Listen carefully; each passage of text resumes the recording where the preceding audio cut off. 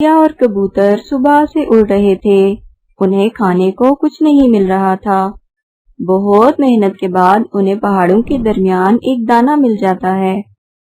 शुक्र है हमें खाने को कुछ तो मिला, वरना तो आज लग रहा था कि खाली पेट ही घर वापस जाना पड़ेगा। हाँ, सही कह रहे हो कबूतर भैया। अभी वो दाना खाने ही वाले थे कि वहाँ कौवा आ निकला। वो कौवा बहुत बुरा था।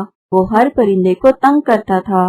वो आकर इनसे कहता है, तुम लोग इधर क्या कर रहे हो, और ये दाना मत खाना, क्योंकि ये दाना मेरा है। क्यों जी काले कौवे, किस खुशी में ये दाना तुम्हारा है? ये हमने पहले देखा है, इसलिए इसे हम खाएंगे। मेरे साथ बहस मत करो। मैं ये दाना रखकर पानी पीने गया था कि आकर इसे खाऊंगा, और तुम दोनों इधर आ पहुँचे। बस इसी बात पे कौवा इनसे लड़ने लगता है और बात हाथापाई तक पहुंच जाती है।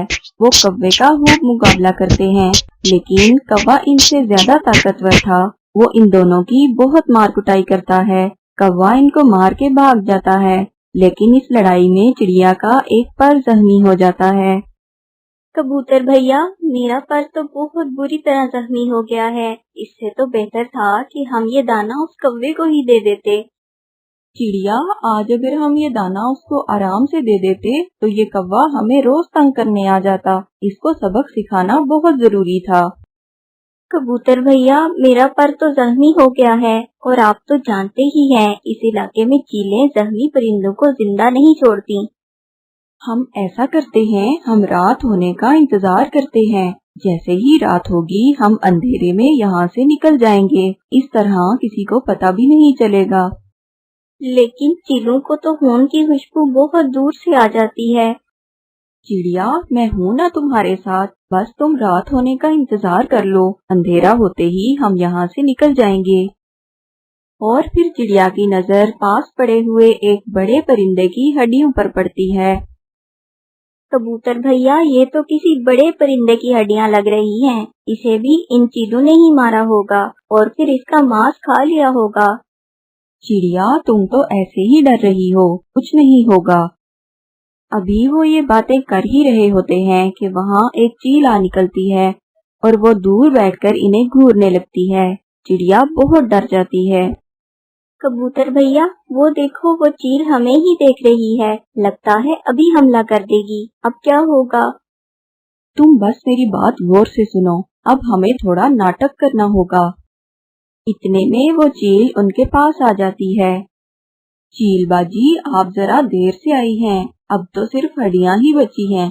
बहुत मजेदार और बड़ी चील थी। बहुत मुश्किल से शिकार किया हमने, तभी तो देखो चिड़िया भी जख्मी हो गई। थोड़ी देर पहले आ जाती तो तुम भी मजा ले लेती। बहुत ही मजेदार गोश्त था। ये तुम क्या कह रहे हो? वही कह रहा हूँ जो तुमने सुना। अब हम कबूतर और चिड़िया भी शिकार करने लगे हैं। अब हम ताज़ा गोश्त खाते हैं। हमसे अब रूखी सूखी घास फूस नहीं खाई जाती। ये तो बहुत ताकतवर परिंदे लगते हैं तो छोटे छोटे, मगर शिकार किया इतनी बड़ी चील का, कहीं ये मुझे भी शिकार करके न खा जाए। ये सोचकर वो चील वहाँ से भाग निकलती है। बच गए हम कबूतर भैया, हम बच गए। हाँ, बस तुमने घबराना नहीं है। जो भी चील आएगी हम इससे यही कहेंगे और रात होते ही यहाँ से निकल जाएंगे। बस अभी हम अगर यहाँ से उड़े तो तुम्हारे खून की खुशबू से सब चीलें इकट्ठी हो जाएंगी और हमें मार डालेंगी, और फिर रात हो जाती है। कबूतर और चिड़िया अंधेरे में आहिस्ता आहिस्ता उड़ते हुए सही सलामत अपने घरों को पहुँच जाते हैं। इस कहानी से हमें ये सबक मिलता है कि अक्लमंदी से बड़ी मुसीबत का भी मुकाबला किया जा सकता है। Please subscribe my channel, like and share the video. Thank you.